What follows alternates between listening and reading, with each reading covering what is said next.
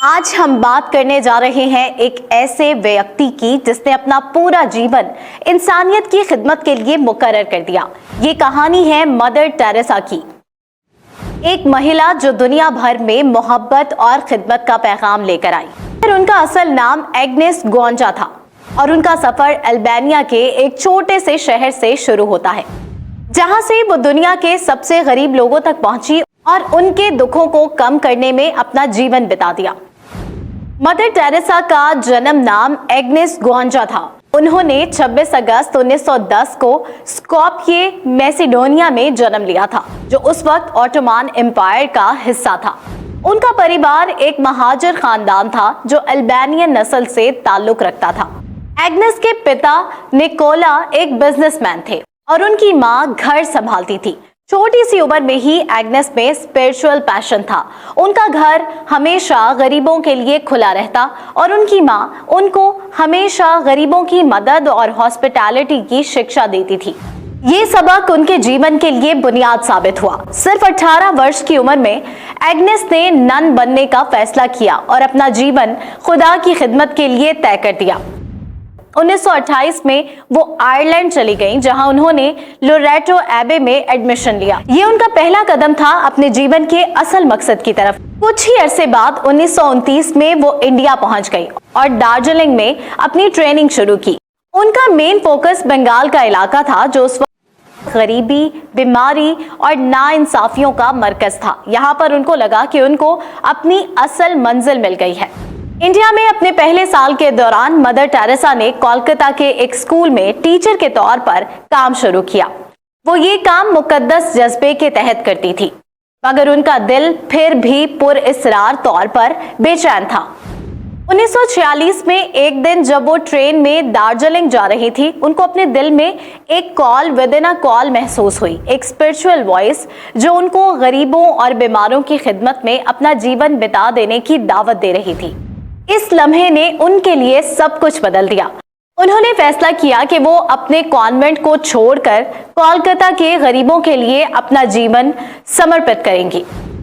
1948 में अपने नए मिशन की शुरुआत करने के लिए मदर टेरेसा ने मिशनरीज ऑफ चैरिटी की बुनियाद रखी। ये एक कैथोलिक रिलीजियस कॉन्ग्रीगेशन थी जो खुद को दुनिया के सबसे गरीब लोगों की मदद के लिए वक्फ कर चुकी थी। इस मिशन के तहत वो अपने हाथों से गरीबों को खाना खिलाती, बीमारों की देखभाल करती और बेसहारों के लिए छत प्रोवाइड करने में मसरूफ रहती। ये उनका मिशन था, जीवन से महरूम लोगों को इज्जत और मोहब्बत के साथ जीने का एक नया अंदाज देना। 1950 में मिशनरीज ऑफ चैरिटीज को वेटिकन से ऑफिशियल रिकॉग्निशन मिली और मदर टेरेसा का मिशन रस्मी तौर पर कोलकाता की सरहदों से निकलकर पूरी दुनिया तक फैल गया। ये सब कुछ आसान नहीं था। वो खुद के लिए और अपनी बहन के लिए पैसे जमा करती थी, अपने हाथों से मालिश करती, बीमारों के जख्म को साफ करती और गरीब बच्चों की देखभाल करती थी। उनका एक ही मिशन था, हर इंसान को इज्जत और मोहब्बत के साथ जीने का हक मिलना चाहिए। उनका काम सिर्फ एक शहर या इलाके तक लिमिटेड नहीं रहा, वो जल्द ही पूरी दुनिया में फैल गई और लोग मदर टेरेसा की खिदमत से इम्प्रेस होकर उनके मिशन में शामिल होते गए। 1952 में उन्होंने निर्मल हृदय यानी कि प्योर हार्ट की बुनियाद रखी, जहां वो बीमार और लाचार लोगों की देखभाल करती थी। ये घर सबसे गरीब लोगों के लिए था, वो लोग जो सब कुछ खो चुके थे, जिनको सोसाइटी ने ठुकरा दिया था, लेकिन मदर टेरेसा ने उनको एक नया जीवन और एक नई उम्मीद दी। इस घर में वो मरीज जो मौत के करीब थे, उनको इज्जत और मोहब्बत के साथ रखकर उनको जिंदगी की आखिरी सांस तक इज्जत बख्शने का काम किया जाता था। मदर टेरेसा का मिशन समय के साथ साथ और भी फैलता गया। 1965 में पॉप पॉल VI ने मिशनरीज ऑफ चैरिटीज को एक इंटरनेशनल ऑर्गेनाइजेशन का दर्जा दे दिया, जिसका मिशन सिर्फ इंडिया में नहीं बल्कि पूरी दुनिया में गरीबों और जरूरतमंदों की खिदमत करना था। ये ऑर्गेनाइजेशन अब 123 मुल्कों में काम कर रही है और इसके मेंबर्स की संख्या हजारों में है। ये सब मदर टेरेसा की डेडिकेशन, मेहनत और कमिटमेंट की वजह से पॉसिबल हुआ है। 1979 में उनको नोबेल पीस प्राइज से सम्मानित किया गया। उनकी खुदाई मिशन को दुनिया भर में इज्जत दी गई।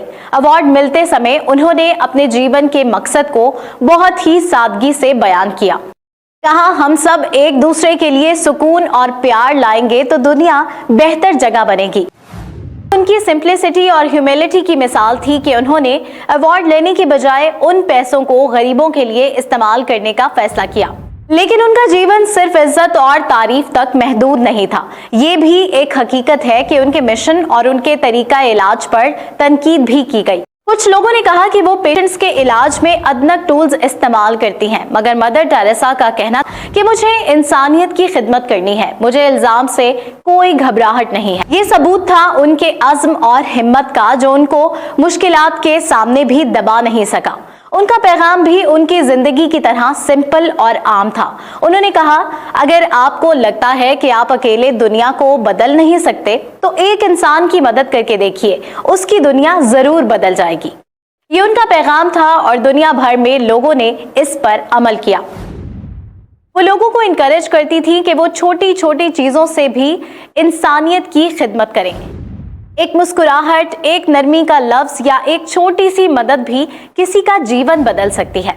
अपने जीवन के आखिरी वर्षों में उनकी सेहत कमजोर होती गई। दिल की बीमारी के कारण उनको 1983 में हार्ट अटैक आया, लेकिन उन्होंने अपने मिशन को नहीं छोड़ा। 1991 में उनकी सेहत और भी बिगड़ गई और उनको सेकेंड हार्ट अटैक आया। उनके दोस्त और सपोर्टर्स उनको ज्यादा आराम करने को कहते थे, लेकिन वो कहती थी, मुझे मौत से नहीं, किसी जरूरतमंद की तलब से दूर होने से डर लगता है। 5 सितंबर 1997 को मदर टेरेसा ने इस दुनिया को अलविदा कह दिया, मगर उनका मिशन, उनका प्यार, उनका पैगाम आज भी जिंदा है। 2016 में पॉप फ्रांसिस ने उनको सेंटहुड से नवाजा और वो सेंट टेरेसा ऑफ कोलकाता के नाम से जानी गई। ये उनके जीवन का आखिरी और सबसे बड़ा सम्मान था, जो उनकी मोहब्बत, खिदमत और डेडिकेशन की बुनियाद पर उनको दिया गया। आज भी मदर टेरेसा दुनिया भर के लोगों के लिए एक मिसाल है। उनके जीवन ने साबित किया कि असली खुशी पैसे में नहीं है, बल्कि दूसरों की मदद और खिदमत में छुपी है।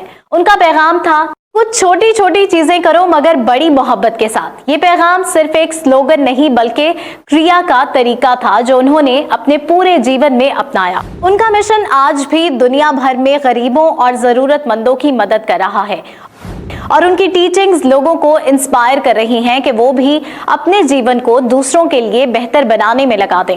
मदर टेरेसा का पैगाम, उनकी मोहब्बत और उनका मिशन आज भी उन लोगों के लिए रोशनी की किरण है जो बेसहारा और बेबस हैं। उनका नाम हमेशा उनके काम की वजह से जिंदा रहेगा। एक महिला जो इंसानियत के लिए जीती थी और अपने पीछे एक ऐसा पैगाम छोड़ गई हैं जो आने वाली नस्लों को भी इंस्पायर करता रहेगा।